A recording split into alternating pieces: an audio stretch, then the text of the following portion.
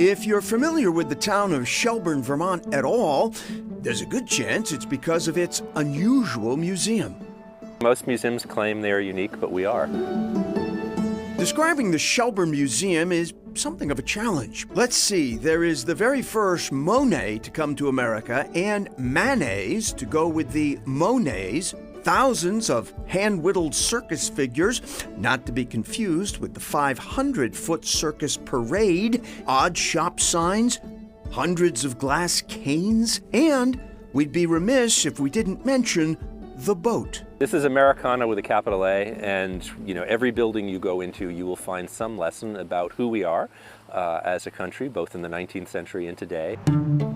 Tom Denenberg, director of Shelburne Museum, sometimes referred to as a collection of collections. The museum is the life's work of Electra Havemeyer Webb. The key to understanding Electra Webb is she never purchased one of anything. If it was worth owning, you go very deep.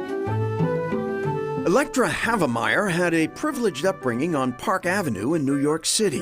Her parents were avid art patrons and early collectors of Impressionist art.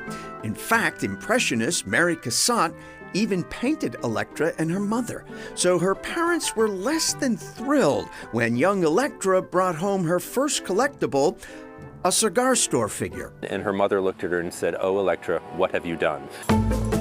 Her mother had no idea what was to follow. Electra began buying weather vanes by the hundreds, carriages by the dozens. With her impeccable eye, Electra Havemeyer Webb amassed a world-class collection of what would later come to be known as folk art. Of course, back then it wasn't recognized as what we call today folk art, but it's what she saw beauty in everyday objects. Leslie Wright says Webb was fearless in her conviction. She took quilts and put them on the walls, and people thought, what are quilts doing on walls? But she really saw beauty in the things that people made in the craftsmanship. When Webb founded the museum 75 years ago, she began moving historic structures onto the 45-acre campus, barns to covered bridges. That's when she got what was, even for her, a crazy idea. Entered the Ticonderoga. Ryan Miller was a reluctant transplant from New York City, and he lived nearby for years before he had any curiosity at all about the History Museum down the road. And then that's when I saw a photograph of the boat, the Ticonderoga, in the middle of the museum. And I was like, wait a second, I think I need to quit being cranky about this. The Ticonderoga was the last paddle wheel steamer on Lake Champlain. In 1954, it made its final voyage, a 2-mile, 3-month journey over specially laid tracks to its current home on the museum lawn. Miller jumped aboard, becoming a member of the museum and a full-fledged fan of Electra Webb. Ultimately, a collection reveals a lot about the collector, and her eye is I just really wish that she was around so we could hang out. I would like to hang out with Electra because it's a weird situation here. One might say Miller is a connoisseur of the weird. I think the per capita of weird to, is pretty, the Weird and Wonderful People is pretty high here. His Substack blog, Weird and Wonderful World, a celebration of the unusual and off-center. A few years back, Miller explored similar themes in his Vermont public television show, Making Friends with Ryan Miller. Hi everybody, this is Ryan Miller.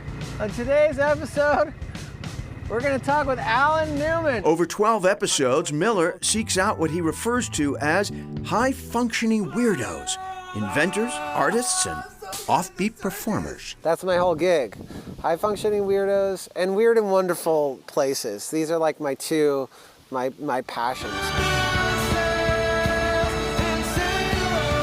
Well, it's not Miller's only gig. You see, when he's not tracking down weirdos, he's the lead singer for the rock band Guster.